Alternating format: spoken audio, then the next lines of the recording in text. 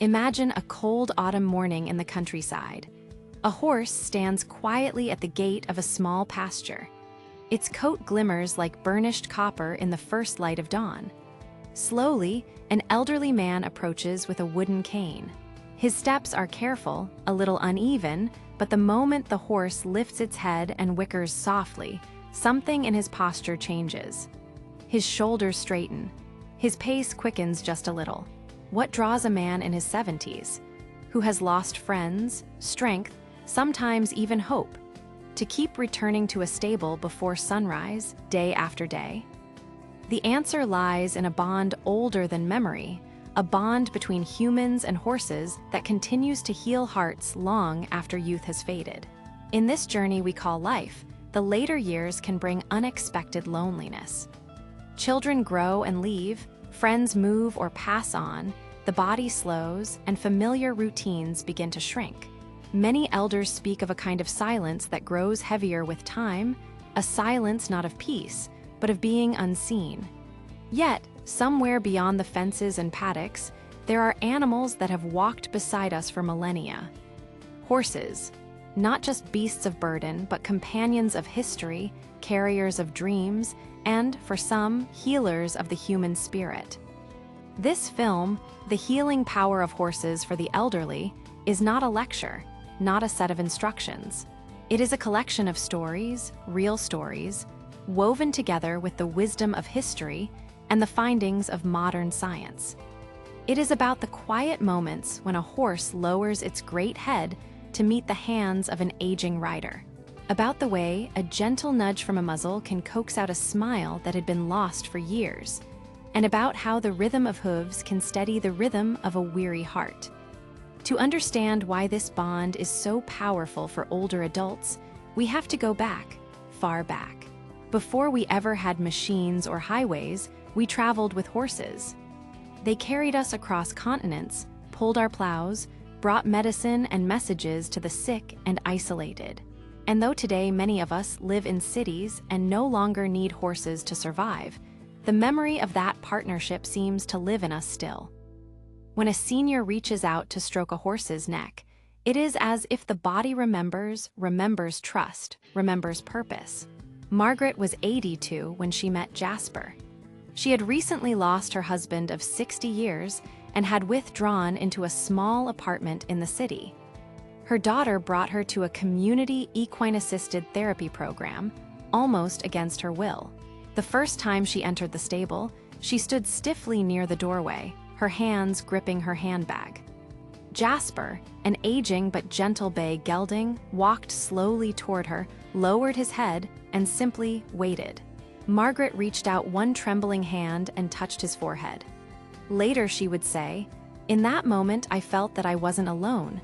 He didn't ask me to be cheerful or strong. He just stood there."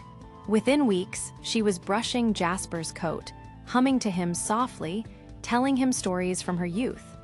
Her daughter said it was as if the light had come back into her eyes. Across retirement communities, rural towns, and urban therapy centers, thousands of seniors discover, sometimes to their own surprise, that they feel calmer, stronger, and more alive when they spend time with horses. But this relationship is not just sentimental. Science has begun to explain what countless riders and caretakers have felt. The rhythm of a horse's breathing can influence our own, lowering stress. Grooming stimulates the senses and gently exercises aging hands and arms. And perhaps most powerful of all, the horse's presence offers unconditional acceptance, something many older adults quietly crave. In the chapters to come, we'll follow the stories of men and women whose lives were changed, not by grand medical inventions, but by the steady companionship of horses. We will travel back through history to see how horses became our partners, explore the science behind equine-assisted therapy, and discover why this bond can mean so much in the later seasons of life. Above all, this is a story about connection, between generations, between species, between the past and the present. If you have ever watched a horse standing quietly beside an elderly person, the way they mirror each other's calm, The way a wrinkled hand rests easily on a strong, warm neck, you have glimpsed something timeless. A conversation without words. A healing that comes not from medicine, but from trust. Our story begins here, in that shared stillness, and unfolds in the lives of those who have found hope in the company of horses. Elinor was 79 when she first met Storm. She had grown up on a farm, but had not touched a horse for more than 50 years. After her husband passed, she moved to an assisted living facility near her daughter's home. She rarely joined group activities, spending most days in silence near the window. One spring morning, the facility organized a visit to a local equine therapy farm. Elinor agreed to go, though without much expectation. When she stood by the pasture fence, a tall gray horse walked straight toward her. He was called Storm, a retired therapy horse with a calm and curious nature. Elinor reached out and touched his cheek. The others noticed her eyes brighten as if the years had fallen away. She whispered later to her daughter, "I remembered the smell of the barn when I was a child. I remembered who I was." She began visiting Storm twice a week. The staff said she became more talkative, more eager to move, even laughed again. In another small town in Montana, there was Harold. At 84, his knees ached too much for riding, but he loved to brush his mare, Lily. For Harold, Lily was not just a horse. She was a partner who listened to stories about the war, about his late wife, about the long winters on the ranch. Harold said that Lily's steady breathing and the sound of her hooves in the dirt made his own heartbeat slow and settle. He had suffered from restless nights for years. Now, on the days he spent time with Lily, he said he slept as he had not slept in decades. Not every story begins with joy. Sometimes it begins with loss. One such story belongs to Rosa, a retired school teacher who had survived the loss of her son. She withdrew from the world, speaking little and often sitting in silence. Her doctor suggested equine-assisted therapy as a way to ease her grief. She was skeptical. On her first day at the therapy center, she stood at the edge of the arena. A young chestnut gelding named Sparrow ambled toward her and stopped just a few feet away. Rosa didn't reach out. Instead, she began to cry. The horse lowered his head and stood still, as though keeping watch. For the first time in months, Rosa felt she was allowed to feel what was in her heart. Over time, grooming Sparrow became a ritual of care, a small act that brought her back into the rhythm of daily life. Stories like Elinor's, Harold's, and Rosa's reveal something that science now supports. That horses, in their calm and non-judgmental presence, give seniors a reason to reach outward instead of folding in on themselves. It is not the riding alone that heals. It is the simple act of brushing a mane, of walking beside a strong, steady creature, of feeling needed again. In a retirement community in Vermont, volunteers bring horses to visit once a week. Many of the residents cannot walk far, so the horses are led to them in the courtyard. The staff say they have seen remarkable changes. People who barely spoke in days suddenly begin to tell stories of the horses they once rode or cared for. The touch of a velvet nose on a frail hand opens a floodgate of memory. One resident, Samuel, who was known to keep to himself, met a small bay pony named Tilly. He spent 20 minutes simply stroking her neck. Later that day, he began to tell the staff about his childhood pony, something he had never shared before. The quiet man, who had rarely looked anyone in the eye now, waited every week for Tilly's visit. There is a word often used by therapists working with seniors and horses: trust. Many older adults live with a sense of loss of control over their bodies, loss of friends and familiar routines. Horses respond not to titles, not to wealth or status, but to tone, to touch, to the honesty of the moment. For someone who feels invisible in the fast-moving modern world, the soft attention of a horse can be transformative. In rural Texas, 90-year-old Alma still walks each morning to feed her old mare, Daisy. Neighbors have offered to help, but Alma insists on doing it herself. She says the sound of Daisy's hooves on the wooden boards is the first good sound she hears every day. When asked what the horse gives her, Alma smiles and answers, "She makes me feel like I still have a reason to get up." Equine-assisted therapy centers often share stories of reduced anxiety, improved mood, even better balance among seniors who interact regularly with horses. But behind every statistic is a face, a life changed not by abstract data, but by the presence of a living, breathing companion. These stories remind us that healing is rarely dramatic. It is found in the small rituals, brushing a coat, offering a carrot, listening to the sound of hooves in the morning. For many elderly people, horses bring back a sense of continuity, a bridge to their younger selves, and a steady presence in a world that often feels like it is rushing ahead without them. Long before machines changed the rhythm of human life, there were horses. For thousands of years, they carried us over mountains, across plains, and through the winding paths of history. They were the quiet partners of farmers, the companions of travelers, the heartbeat of whole civilizations. In ancient steppes, elders were often the keepers of horse lore. They taught the young how to care for these animals, how to listen to their breathing, how to read the flick of an ear or the shift of weight.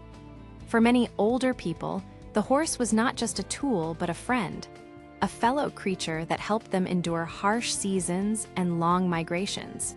In medieval Europe, elders told stories by the fire about the war horses that had saved villages or the gentle cart horses that had carried children and grain.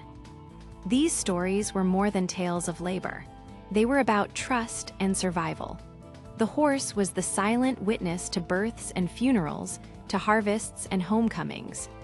Across the world, in the nomadic cultures of Central Asia, an elder's bond with his horse was almost sacred. He would speak to the animal as though to a younger brother. The horse gave not only transport, but warmth, companionship, and a sense of freedom to a life often lived in vast open lands. In the 19th and early 20th centuries, countless seniors today still remember their grandparents or parents working the fields with horses, driving wagons, or traveling by carriage. For many who grew up with horses in their youth, returning to them in later years feels like going home.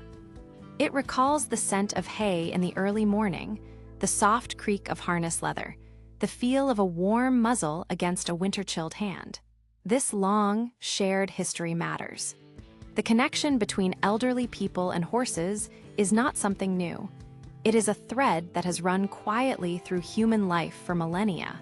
When an elderly person reaches out to a horse today, some of that ancient trust seems to awaken, as if the body remembers what it means to walk side by side.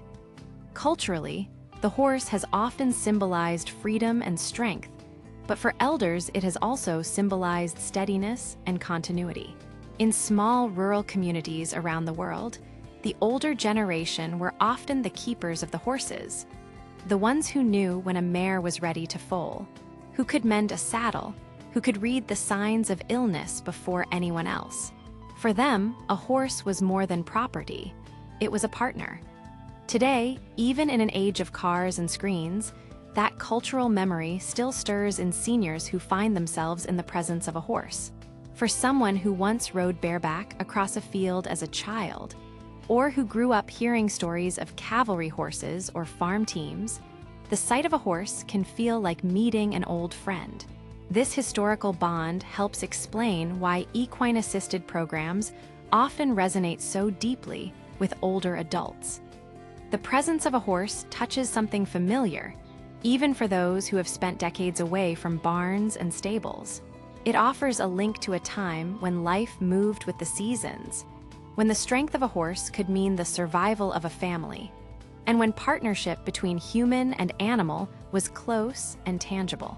For many elderly people, touching a horse again is like touching the past, not to dwell in it, but to feel whole, to remember that they have been part of something enduring. It reconnects them with the dignity of work done by hand, with the patience of waiting for a colt to trust, with the wisdom passed down from their own parents and grandparents. This is the cultural soil in which the healing power of horses grows. It is not a new discovery of the modern age, but a rediscovery of an old friendship, one that shaped both human history and the personal histories of countless elders. When we see an older man leaning on his cane as he reaches out to pat a horse's neck, we are seeing not just a moment of therapy, but a meeting across centuries. We are seeing a living reminder that the bond between horse and human is one of the oldest forms of companionship we know. Modern research is confirming what horse people have known for centuries. Time with horses heals in quiet ways. At a small therapy farm in Colorado, older adults who joined equine sessions were first drawn by curiosity, but soon the staff noticed more. People who were stiff in their joints began to move more freely after regular grooming sessions. Hands that trembled while holding a brush grew steadier week by week. Much of this has to do with the horse's size and warmth. Brushing a horse encourages gentle stretching and movement that many seniors would not otherwise do. The warmth of the animal under their hands and the slow, steady motions ease stiff muscles and calm tense minds. There is also something deeper at work. Horses have slow, deliberate breathing and a calm rhythm of heartbeat.